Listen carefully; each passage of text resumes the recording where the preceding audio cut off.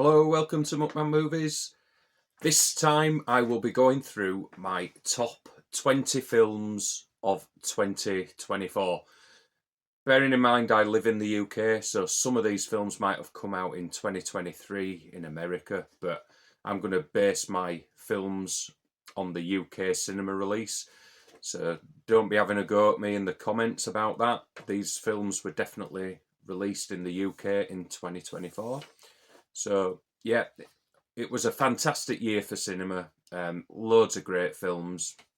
I saw about 30 or 40 films from 2024 last year. So yeah, it was quite hard to whittle down to my top 20.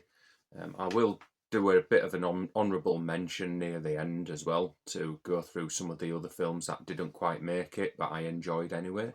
So yeah, stay tuned for my top 20 films of 2024 after this.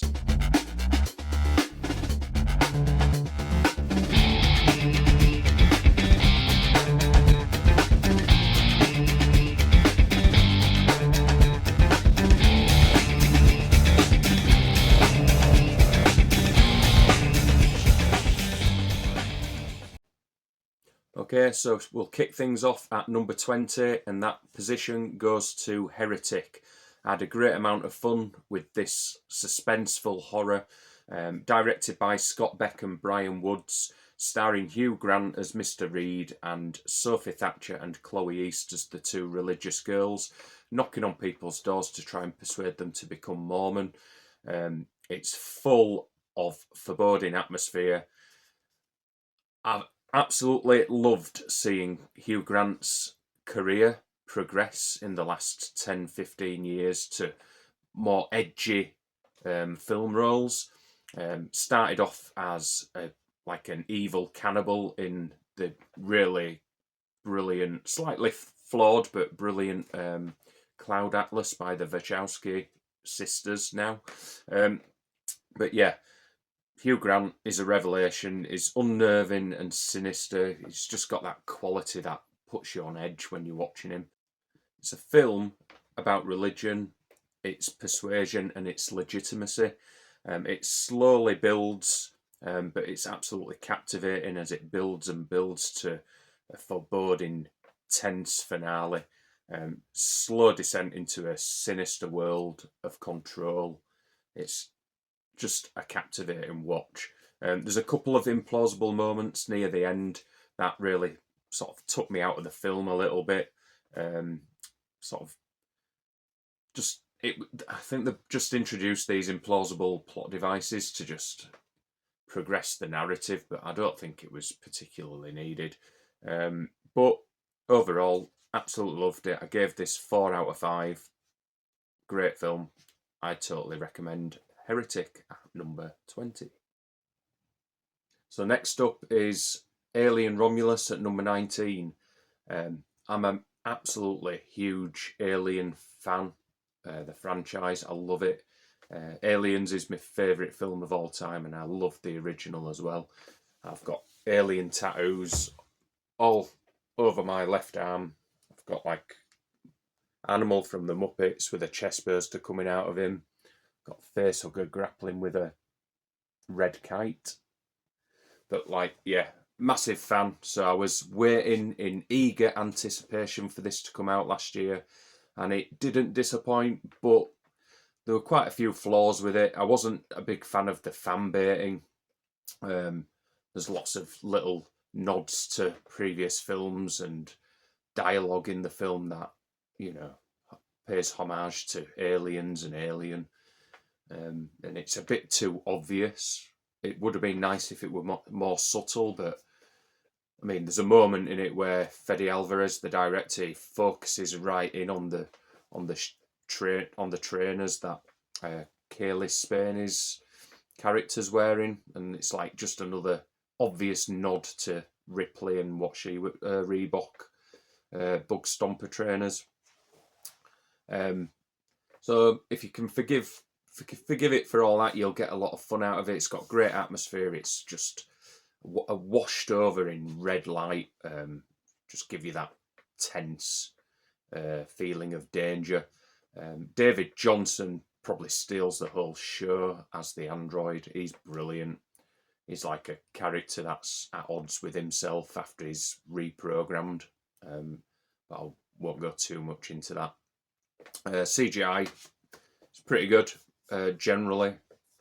There's one scene that it's not great, but the world building scenes are absolutely incredible.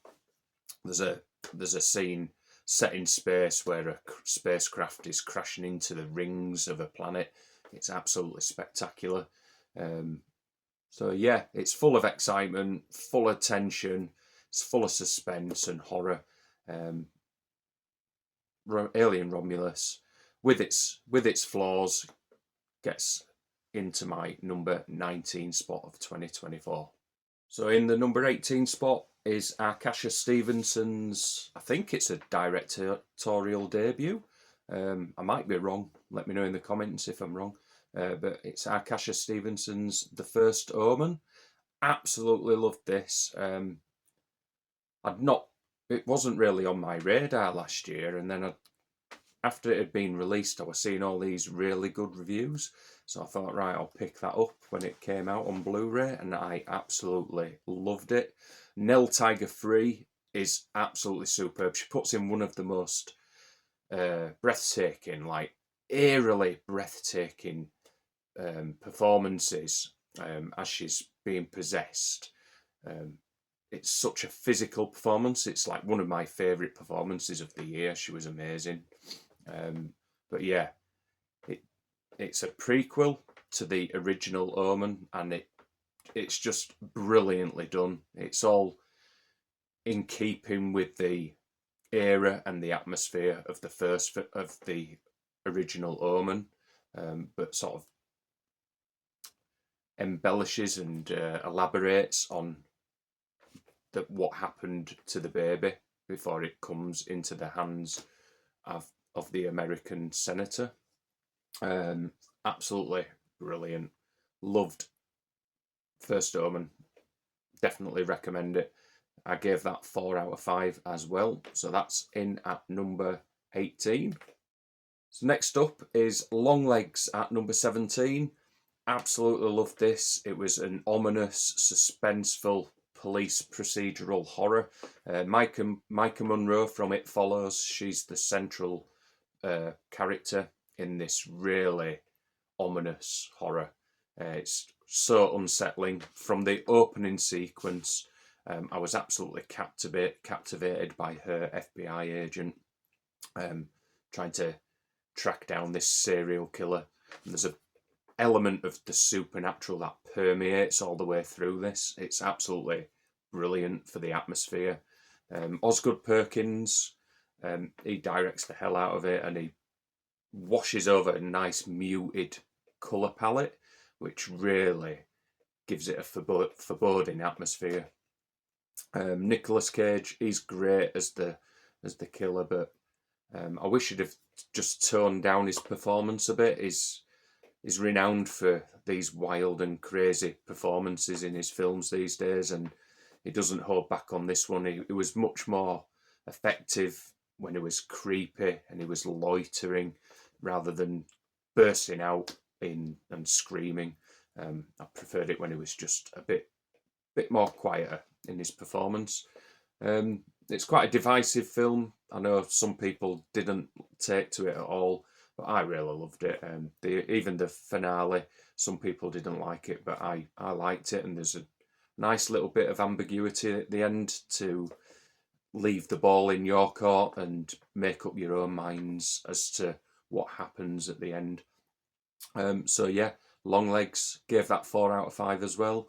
That settles in at number 17.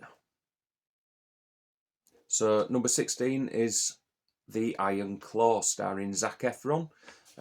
Absolutely loved this. It's a film based on a true story, following a family of American wrestlers, and all the sons following after their really iconic and famous dad, but the dad's a bit of an uncompromising bastard, really. But yeah, Zac Efron, it's probably the best I've ever seen him. It's an absolutely devastating family drama, really. I preferred the family drama over the wrestling scenes and sequences. It's just plays out like a Greek tragedy. It's unbelievable how unlucky that family were. If you go onto Wikipedia, you can read all about the family. I can't remember the name of them, but absolutely captivated me from start to finish. One of the best of the year, but yeah, really enjoyed it. Number 16, The Iron Claw. Number 15 is Wicked Little Letters. This just came out of the blue. Went to the cinema to see it and had an absolute blast. Predominantly, I went there because Olivia Colman was in it. She's always good value, and she was brilliant, as was Jessie Buckley. They're both like warring neighbours, and some abusive letters keep getting delivered to Olivia Colman's through Olivia Colman's door, and there's lots of profanity and swearing throughout the film. It's absolutely hilarious. I had such a great time with it. Yeah, number 15, Wicked Little Letters. So number 14 is The Girl with the Needle, directed by Magnus von Horn. This is another film based on a true story, set just after World War One, I think. It might be World War Two, can't remember. But absolutely love this. The performances are brilliant. It's filmed in black and white, so you've got really great cinematography in this. And it's about a girl who just aspires to better herself. She's a factory worker. She has an affair with the owner of the factory and becomes pregnant. And then she goes for help on giving her baby up for adoption. But it really takes a really sinister turn. It goes down alleyways of darkness that you really don't expect. So it's a foreign film with subtitles. If subtitles aren't your thing, you probably won't want to watch this, but I really recommend you watch it. It's just a stunning piece of filmmaking throughout the whole film, telling a really dark story based on a true story. So yeah, number 14 is The Girl with the Needle. Okay, so number 13 is Marielle Heller's Night Bitch, starring Amy Adams. I had a tremendous amount of fun with this. It was funny from start to finish as we watch Amy Adams put her artistic career on hold to be the mother, stay-at-home mother, while her husband is off on his career-focused journeys around the country, and he makes the fleeting visit to help out, if you know what I mean. He doesn't really know what to do. But yeah, Amy Adams, absolutely superb in this. She puts in some proper method acting, a bit like Robert De Niro. She puts on the mummy weight, and she's just incredibly funny. There's quite a doggy metaphor going on about wanting to be free from the burden of looking after her son. So there's quite a few little bits to pick at throughout the narrative. But yeah, Night Bitch, number 13. Had some good fun with that one. And number 12 is Dev Patel's Monkey Man. He makes his directorial debut and stars in this film, and it's an absolute stonker of an action movie. It's takes the John Wick and the Raid mold and molds it into its own beast. Like it's tinged in Indian culture, and then the narrative sort of picks on the oppression of the lower classes and the corruption of the Indian politicians. Dev Patel knocks it out of the park. He's ripped and he takes some severe beatings as well as dishing out his own. Absolutely brilliant. Loved it. Stylish, flourishing with style and substance. Loved it. Monkey Man, number 12. Okay, so number 11 is Gintz Zilbalodis's beautifully animated film Flow. You've got this black cat who's trying to survive after a natural disaster. The water levels have risen up to mountainous levels, and it's trying to survive with a bunch of other animals. You've got a capybara, you've got a ring-tailed lemur, which is incredibly funny. You've got a dog, and then you've got this like stork-like bird creature thing.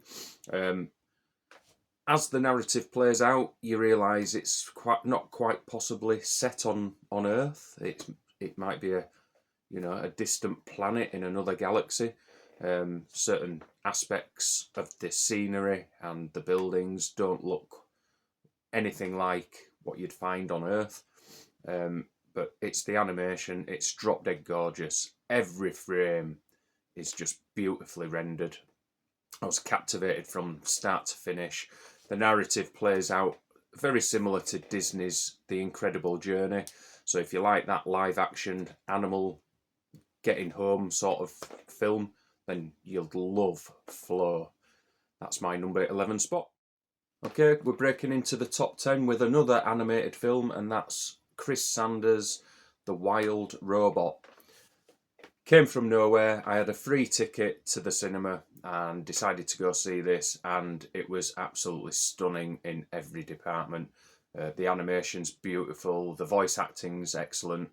As we follow Roz, a stranded robot, it ends up on this uninhabited island, and it tries to befriend or do missions, serve the local animals on the island, and it accidentally kills this baby goose's mother and siblings and decides to raise this baby goose itself. It's quite emotional. I did have a tear in my eye near the end, but there's lots of good sequences, some good action as well. So if you like animated films and cross with a bit of sci-fi, this is one for you, definitely. The Wild Robot at number 10. So at number 9 is George Miller's Furiosa. I absolutely love this action movie. It's the prequel to Mad Max Fury Road, so we get to see all the backstory of how Furiosa ended up in Mad Max Fury Road. You find out all about her upbringing and her trials and tribulations, and Anya Taylor-Joy successfully plays out the character role. I didn't really miss Charlize Theron. Anya Taylor-Joy did a really good job. Chris Hemsworth, he's entertaining. A lot of people didn't like him, but I thought he was great, even with the prosthetic nose. Some great action all the way through. Few bits of dodgy CGI. I'd have preferred it if George Miller would have stuck with more of the practical effects of Mad Max Fury Road, but other than that, absolutely loved it. I gave this 4.5 out of 5, so we're in the 9 out of 10, 4.5 out of 5 bracket now in the top 10. So yeah, Furiosa, number 9. Okay, so at number 8 is Love Lies Bleeding by Rose Glass. Rose Glass just burst onto the scene with her previous film, Saint Maud, so I was very eager to see this, and it didn't disappoint. My only negative was right at the very end. It becomes a bit too fantastical, and it took me out of the film right at the end. But leading all the way up to that, I absolutely adored this lustful, violent Cronenbergian thriller. Got 3 fantastic performances from Kristen Stewart, Ed Harris as the bald, bespectacled, mullet-wearing bad guy, and you've got Katie O'Brien. I've never seen her before, but she's absolutely mesmerising as the bodybuilder in this, with like strong powers. Absolutely loved it. It's so stylish. The cinematography is beautifully realised. Like, it's mostly set at dark, but they use a lot of artificial light to light up most of their scenes. And Clint Mansell's film score's just absorbing. Absolutely brilliant film. Can't wait to rewatch this. So yeah, number 8, Love Love Lies Bleeding. So 2024 was the year of animation for me. I've never put so many animated films in my top 10s and top 20s.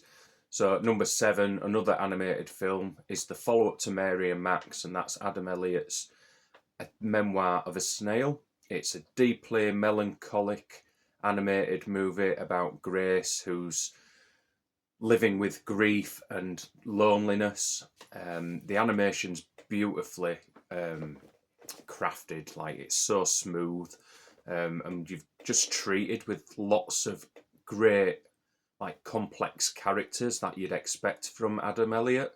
This isn't a kids' film. I've got to say that it's not a kids' film. There's a lot of adult material, and it's quite rude in places at times. I was in hysterics at times, but also quite sad.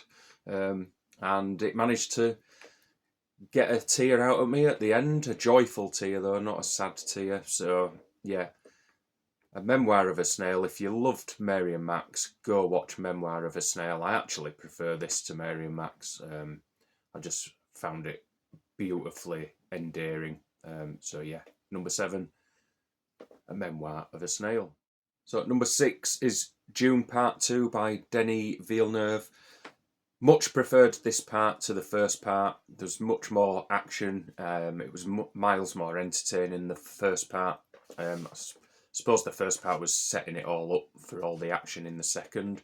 There's some great action set pieces. It looks absolutely stunning. The cinematography is just to die for. It's one of the best looking films of 2024. But there's still a coldness to the characters. There's no particular character that I really warmed to and I really wanted to support all the way through. So maybe Javier Bardem's character was the closest I could sort of relate to. But yeah, Dune Part 2, it's an improvement on Dune Part 1, and that's why it sits in at number 6. So at number 5 is Alex Garland's Civil War. I found this absolutely gripping from start to finish, as you follow some war journalists try and cross the country during an uprising, due to the president taking a third term, I think it was. Yeah, third or fourth term. Pretty certain it's the third term though. But yeah, Kirsten Dunst is absolutely captivating in her performance, and then you've got Kaylee Spaney, who was in one of the other films in my top 20, Alien Romulus. She's good as the young and uprising photographer. A lot of people didn't like her performance, but I thought she was pretty good in it. And then you've got a really good cameo from Jesse Plemons, Kirsten Dunst's husband. It's just a gripping drama. There's not much action. There's quite a bit of most of the action's right at the end when they're trying to get to the president to interview him. But yeah, I just found it gripping from start to finish. It's just a great film. So Alex Garland's Civil War is number 5. So number 4 is a film that just came from nowhere and took everyone by surprise, and that's J.T. Molnar's Strange Darling. It's a serial killer thriller, told in a unusual way. It's told in chapters, but the chapters are all randomly placed in the narrative to just keep you guessing. It's just brilliantly structured is the narrative, so it just keeps you on the edge of your seat for most of the film, probably until the final third where all the pieces start coming into place. Willa Fitzgerald's brilliant performance as the lady. And then you've got Kyle Gallner as the demon.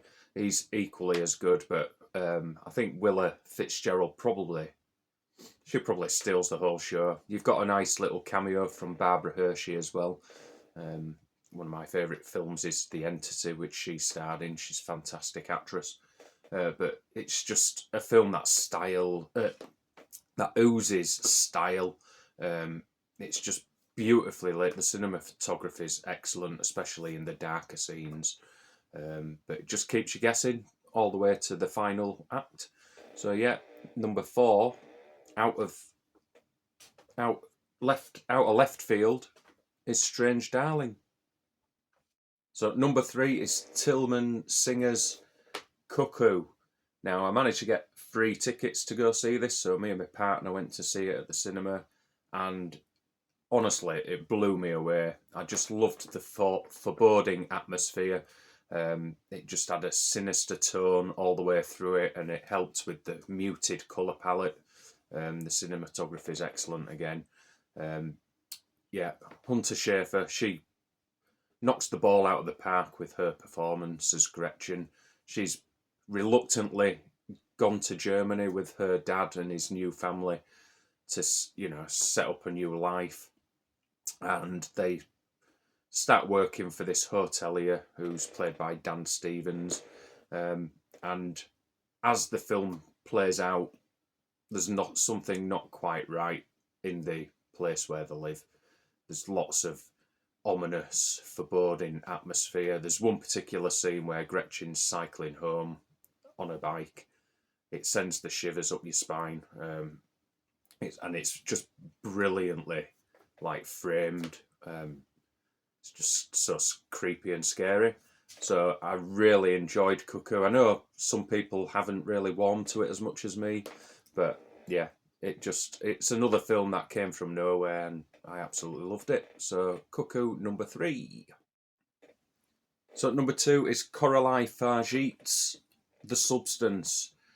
She unabashedly goes for it in this satirical body horror film about aging, and a film star's obsession with trying to stay young to keep their jobs. Like the film industry, they're renowned for just discarding aging actresses, and this tackles it head on. It's an absolutely brilliant film. It's unforgiving. You're forced to watch everything in close up. You've got this. The sound design is incredible, and the film score's throbbing all the way through it, so it just keeps you on edge. You've got some fantastic performances. Demi Moore, probably a career-defining performance. I know she's just recently won the Golden Globe for her performance as Elizabeth Sparkle. And Margaret Qualley, she's just brilliant as well. There's a lot of extreme close-ups of her doing fitness, which are not for the faint-hearted. And then you've got Dennis Quaid, who puts in, it's almost like a cameo, he just turns up every now and then, but he puts in one of the grossest eating scenes of all time. It's absolutely vile how he's eating these prawns. But yeah, Coralie Fargeet, she's a brilliant and exciting filmmaker, and I think she did, was it Revenge she did previously? That was just really good as well, so if you've not seen Revenge, go see that. But yeah, number 2, The Substance, brilliant. We've finally got here. We're down to my number 1 film of 2024, and it was one of the first films I'd seen that year as well, in January. It came out in January of 2024, and that is Alexander Payne's The Holdovers. It's going to go down as one of the best modern Christmas films of all time. I can see lots of people watching this every Christmas now.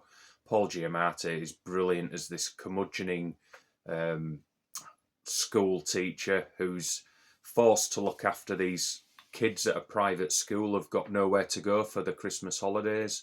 The parents are not around, so some kids need to stay at the school, and he strikes up a bit of a relationship with one of the students and the head cook who's recently lost her son in Vietnam. It's just really well-made film. Alexander Payne really knows how to bring these quirky characters together, awkwardly as well. And just the film, it's got a really authentic 70s feel, like in the dress, in the set designs, and in the cars that they're driving around. It's just a wonderful Christmas film. I laughed from start to finish. It's quite heartfelt as well, so it did make me gulp a few times. But yeah, I absolutely adored The Holdovers. Still to add it to my collection. I'm waiting for it to come down a bit in price, but yeah, The Holdovers, number 1 of 2024. If you've not seen it, watch it now. Anyway, I hope you enjoyed my top 20. I'm going to just put a list down here of some honourable mentions. So see if any of those were in your top 20 or top 10s. But yeah, thanks for watching. Sorry I waffled on quite a bit, but yeah, it's quite hard to get through 20 films very quickly. But yeah, thanks for watching. If you're not subscribed, hit that subscribe button below. Leave some comments if there's any of these films that feature in your top 20. And thanks for watching. Have a great 2025. Fingers crossed.